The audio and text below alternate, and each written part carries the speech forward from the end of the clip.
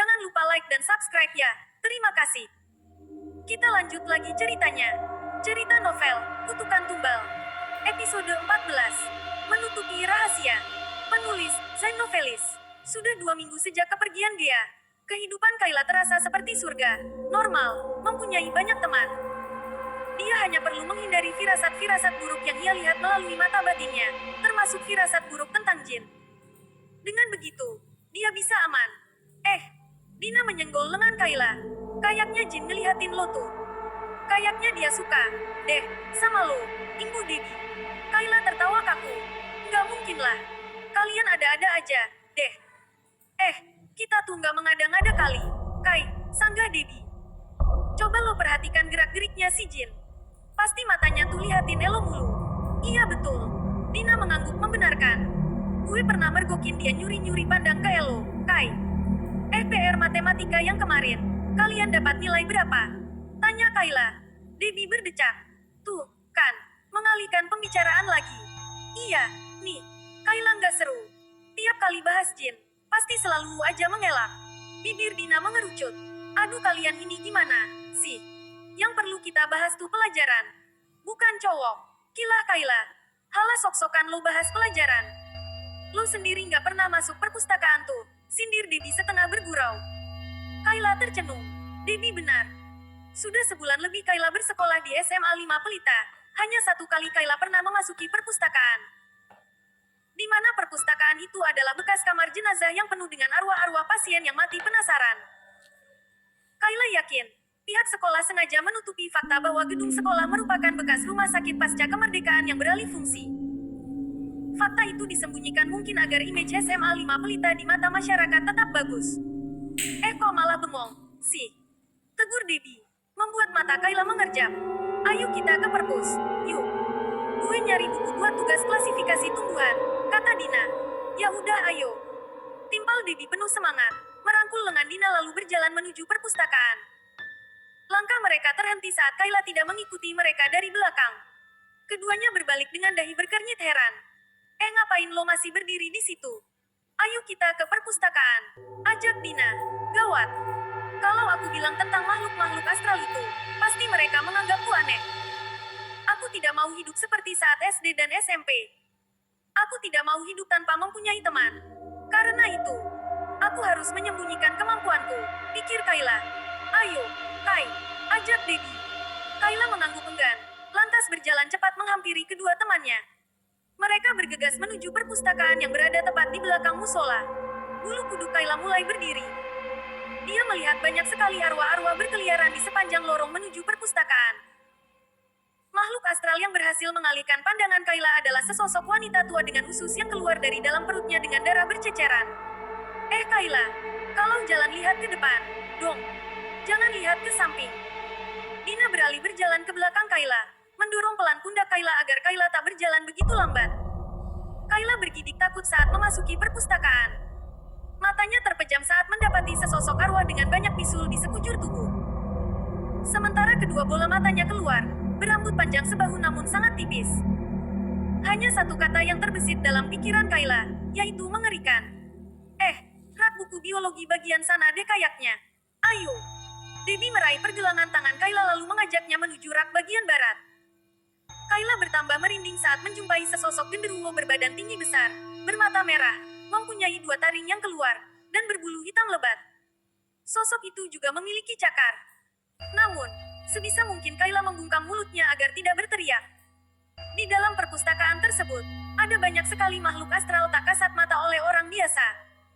Hanya Kayla yang mampu melihat makhluk-makhluk itu. Meskipun Kayla berulang kali mengalihkan pandangan kemanapun, tetap saja dia menjumpai sosok-sosok yang begitu mengerikan. Kayla sampai-sampai tak memperhatikan kalau kedua temannya sudah selesai memilih buku. Kai, lo, kok, dari tadi nggak fokus gitu, sih? Tanya Dina heran. Iya, nih, heran gue. Lo kayak alergi sama perpustakaan. Padahal nilai lo selalu bagus, kata Debbie. Kayla tertawa kaku. Iya, nih, aku nggak terlalu suka di perpustakaan. Ya soalnya aku bosan lihat buku. Lagian aku sudah belajar di aplikasi online. Buat apa aku ke perpustakaan lagi? Ya elah nih anak. Terserah elo. Deh, timpal Debbie. Dina dan Debbie kemudian berjalan menuju meja pustakawan untuk menyetorkan bukunya agar dicatat. Kayla mengikuti mereka dari belakang, gemetar menunggu mengapa si pustakawan terasa mencatat begitu lambat. Kayla sudah tak tahan melihat makhluk-makhluk astral yang ada di sekitarnya. Kayla memutuskan untuk keluar perpustakaan terlebih dahulu. Perutnya sudah terasa mual saat hidungnya mulai mencium bau darah dan nanah. Episode 18. Cincin yang terkutuk. Penulis, Zain Novelis. Kayla berlari cepat menuju kelas seperti dikejar hantu. Ia tak mau ada hantu yang menyadari kalau dirinya memiliki mata batin yang mampu melihat mereka. Napas Kayla ngos-ngosan setelah berlari. Ia kemudian duduk sendirian di dalam kelas untuk menstabilkan napasnya. Kedua alis Kayla terangkat saat Jin memasuki ruang kelas dengan tubuh penuh keringat. Sepertinya cowok itu usai berlatih basket di lapangan. Jin tersenyum ramah pada Kayla lalu berjalan mendekat, membuat mata Kayla memicing, melihat aura Jin yang dikelilingi asap hitam yang menggumpal seperti rambut. Awalnya beberapa hari lalu Kayla hanya melihat kepulan asap tipis. Namun, lama-kelamaan, kepulan asap itu semakin lama semakin tebal. Kayla, apa gue boleh masuk ke kelompok lo? Tanya Jin. Apa yang harus aku lakukan? Kepulan asap itu sangat berbahaya jika aku terus-menerus berdiam diri tak memberi tahu Jin. Cowok ini bisa mati. Astaga.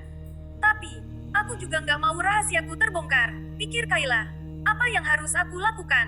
Kayla, kok bengong sih? Tegur Jin yang kini duduk di hadapan Kayla. Kayla terkesiap. Tadi gue tanya, apa gue boleh masuk kelompok lo di tugas biologi? Soalnya kemarin gue nggak masuk pas pembagian kelompok, ulang Jin. Aku bukan ketua kelompok. Jadi sebaiknya kamu tanya ke Romi aja, kila Kayla. Gue udah tanya Romi. Katanya boleh, kok, Gue tanya lo karena gue ngerasa nggak enak kalau nggak izin sama lo. Akhir-akhir ini, lo kayak menjauh gitu, ungkap Jin. Menjauh? Enggak, kok. Mungkin itu cuma perasaanmu saja. Jadi, gimana? Gue boleh kan masuk kelompok Elo? Kayla mengangguk enggan.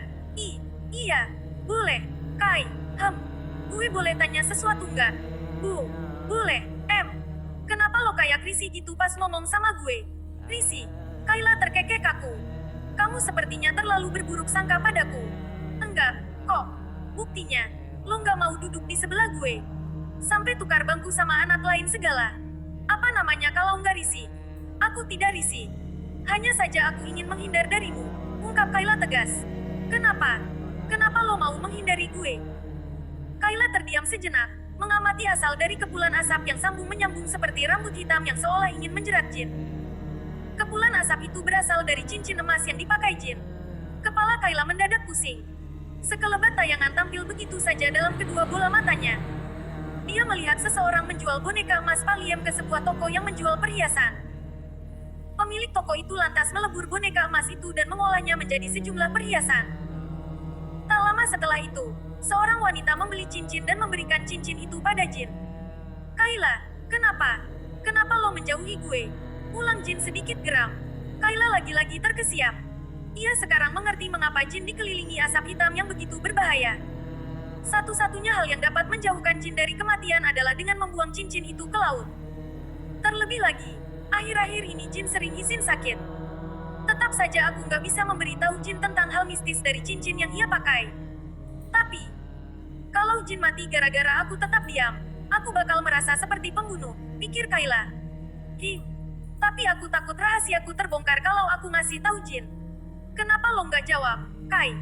Emangnya gue salah apa? Imbu Jin. Ada beberapa alasan yang nggak bisa aku jelaskan. Jadi, tolong jangan paksa aku untuk menjelaskan. Kayla berdiri dari tempat duduknya lantas pergi begitu saja. Jin hanya bisa menatap punggung kecil Kayla yang beranjak pergi. Tangannya mengepal. Entah mengapa ada sejumlah pertanyaan yang membuatnya penasaran pada gadis berwajah kalem itu. Pikiran Jin mulai melayang-layang pada kejadian beberapa minggu lalu, tepat setelah masa orientasi selesai. Saat itu, Jin tak sengaja melihat Kayla menolong seekor kucing yang terjerat tali rafia bekas acara masa orientasi. Sejak saat itu, Jin selalu merasa Kayla berbeda dengan gadis pada umumnya. Tak hanya cantik, Kayla juga baik. Bersambung.